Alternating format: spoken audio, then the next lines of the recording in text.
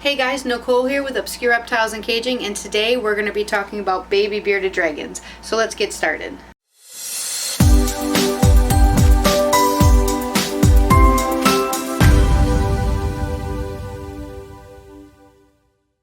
Hey guys, Nicole here. Today we're going to be talking about baby bearded dragons. We're going to be talking about their care, their personalities, and how good they are as pets. So right here we have two little babies. These right here, I have one that's a leatherback, which is the female right here, and then we have one that's a leatherback, which is right here, and one normal scale. Two are actually the same age, but they can be different in size, especially based on how well that they're feeding.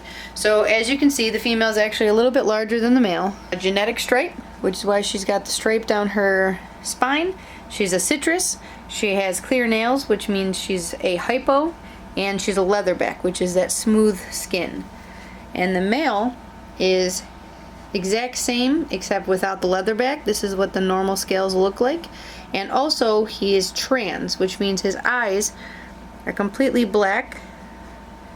And you can normally tell because they have more of a dark colored stomach compared to a normal.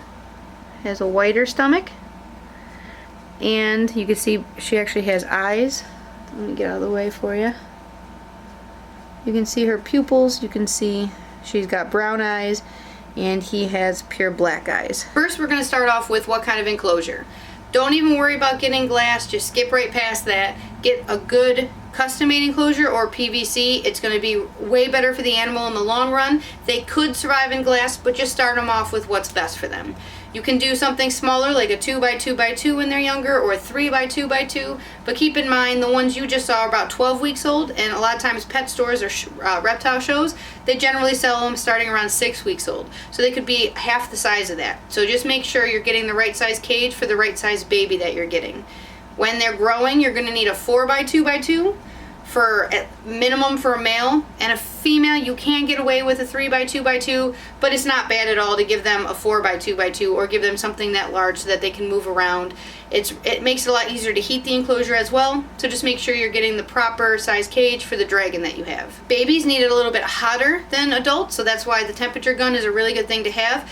You need that 110 degree hot spot, because if the animals and the baby dragons are not getting warm enough, they might not eat for you, and that's one of the worst things for babies. It'll really stunt them, so you want to make sure that they have the proper temperature in the proper size cage. Especially if you go to a reptile show, make sure you ask how old the babies are. They should be no younger than 6 weeks old unless they're very large, very healthy babies, but generally 6 weeks old is how young that they can be sold. We find the best substrate is no substrate.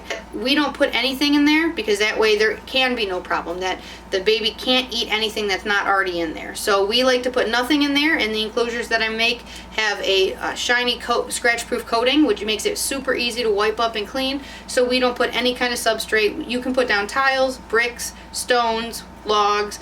You can put all different things in the enclosure. We don't even like the carpets because it just holds in so much bacteria. We don't put anything in for substrate. It makes it easier to clean. It makes it not so stinky because all those other things can really hold on to the smell. So we like no substrate at all. Keep in mind, when you're getting a baby, they're going to eat 2 to 3 times a day. Some people say as much as 4 times a day. And when they do eat, being so young, babies eat 75% of their diet is bugs. So you're going to need a good source of crickets or dubias or a combination of both. You can do a couple other different insects, but do not do mealworms and do not do superworms. They are a very hard-bodied animal, and your baby can get bound. Same thing with leaving like a particle substrate, like sand in there. Babies can eat that accidentally. They're not the smartest animal. They're very curious, they have a lot of personality, but they are known for getting bound by eating the wrong things, and that's something you definitely don't want because your baby can die if it gets bound up. So don't feed them the wrong bugs. Just really stick with crickets, dubia, and then you're going to want to do a really big assortment of greens, salads, and vegetables. There's a huge list of things that they can have, but there are a few things also that they cannot have. So the best is just do a lot of research, especially on their diet. Every day you want to give them something different.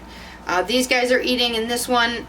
That's a spring mix, so it's got several different types of greens in there. So what normally I like to do first thing in the morning, I cut up a nice salad mix, some veggies in there, some calcium dust, and that's their breakfast. Normally I leave a couple of the little hard pellets in there just so they have stuff and they always have food available. The crickets around lunchtime, we'll say around noon, and then later in the day we'll do dubias for a quote dinner.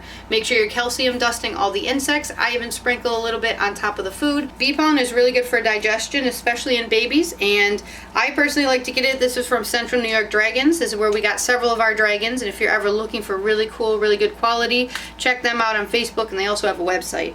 But they actually sell the bee pollen, they sell babies, and this is one of the things that we were told when we first got our first babies. Make sure you have this. It's really good just to sprinkle it on there. I do it about every other day. Bearded dragons need to have UVB. They need to have UVB, and they should have big tube lights. They should have as big as you can buy, the better. You don't want to do a little dome light that doesn't put off enough UVB. And if you have a long tube light and it, like let's say after a year of having it, it's still going, make sure you still replace the bulb, because if you don't, the UVB output is diminished greatly. Even though it's still lighting up, it's not giving off the proper UVB, so make sure you change your bulbs at least every 10 months. Year if you have to wait that long, but make sure you're keeping an eye on that. Baby bearded dragons, or really any bearded dragons, they don't really drink unless you make them drink, and the way you do that is you mist them. You can either spray them. Normally for babies you want to spray them down at least twice a day. What I like to do is in the morning when I go to feed everybody, I also take all the babies out and I clean, because they eat 3 times a day, they go to the bathroom 3 times a day. And when they're very small, you can keep a couple in the same enclosure, but they have to be the same size. They had to have been together since birth. And once they're about, 14 weeks old and they're too big, you don't want to keep them together. You have to separate them. So what I do is I take out the babies, I put them in a tub, which is a very small amount of water, and I let them soak for only about 5 minutes while I clean, get their food ready, get everything replaced, and I put them in there. I do that to all the baby enclosures, and then later in the day when I do the dubias for dinner time, I also give them a nice spray and their enclosure, and that's when you'll see them drink. So you have to make sure you're soaking them, you have to make sure you're spraying them. I also keep a water dish, but make sure it's a dish they can get out of, because babies can drown. So I use a very shallow water dish. They're really not going to drink from it, but that way, just in case, I always like to put it in there because it can't hurt to have it in there, and it keeps the humidity up in the enclosure. Other than that, they're pretty easy animals to have. Next, we're going to talk about handling. So as you saw, both those babies, they're very calm. They sat right in my hand, and they were fully heated up, and you could see how they were still calm, still okay with being handling. Some baby dragons are a little bit more snippy than others, but the best piece of advice I can tell you is do not let that bearded dragon scare you, because if, for example, sometimes you scare them, or sometimes they're just grumpy, and if they puff up their body, they open their mouth, they can even hiss at you. If they do that and you jump back, now they know, okay, I don't want to be touched. All I have to do is hiss or grump or bite to get you to leave them alone. So if they hiss or grump or do anything, best thing is just without any fear, pick them right up, hold them for a good 5 minutes, show them you're okay, you're not there to hurt them, and then put them back.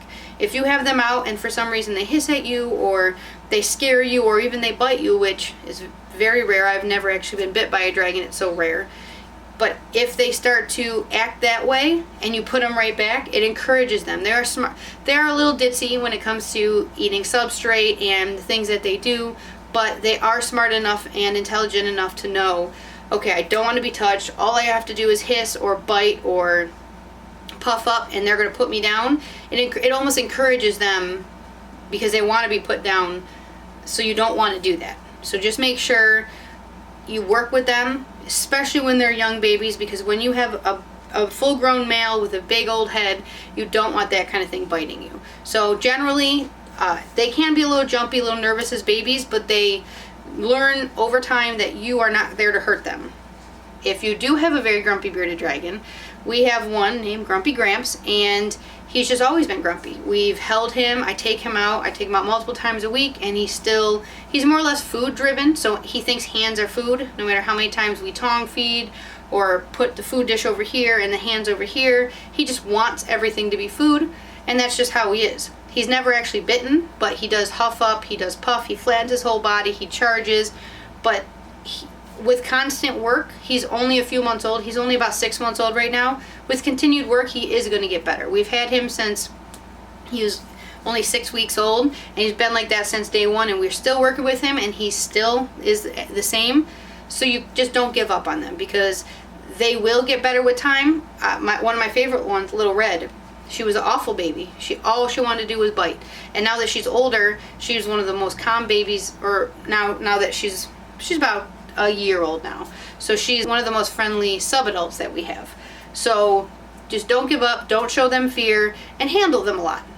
Don't overdo it, especially if they're not eating well, or they look slim, or they just don't look like they're thriving and growing. Don't mess with them too much. Let them do their thing and let them catch up. But if they're thriving, they're eating really well, and they're doing awesome for you, take them out. Hold them as much as you want, and just make sure you know they have to be near that hot spot, so don't take them out for incredibly long amounts of time, or don't bother them every single day by taking them out.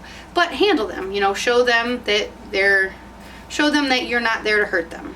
But that's it for this video. I hope you guys learned some stuff. If you have any questions, please put them in the comments below.